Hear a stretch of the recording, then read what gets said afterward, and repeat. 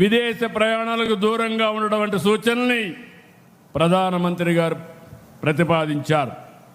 అనేక దేశాలు ఇప్పటికే పొదుపు చర్యలు చేపట్టాయి. అమెరికా, చైనా, ఫ్రాన్స్, దక్షిణ కొరియా, జర్మనీ, థాయిలాండ్, శ్రీలంక, ఇటలీతో సహా అనేక దేశాలు ఆయిల్, ఎనర్జీ రెండు కూడా ఆదా చేసే కార్యక్రమాల కోసం అనేక నిర్ణయాలు చేశారు.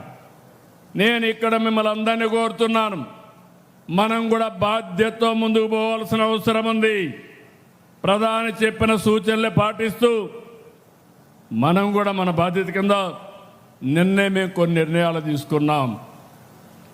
ఇంత మునుపంతా కూడా ఎక్కువ కాన్వాయిలు ఉండేటివి, అవన్నీ తగ్గించాం.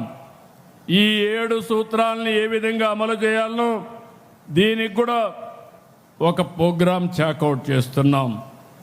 ప్రతి ఒక్క వ్యక్తికి విజ్ఞప్తి చేస్తున్నాను, ఈ పుట్టపర్తి పవిత్ర స్థానం నుంచి ఇది ప్రపంచానికే ఒక సవాల్. అయితే భారతీయులుగా మనం ఆలోచించాల్సింది సవాలుని అధిగమించే విధంగా మనం ముందుకు పోవాల్సిన అవసరం ఉంది. నేను ఎప్పుడూ ఒకే మాట చెప్పాను, every crisis there is an opportunity.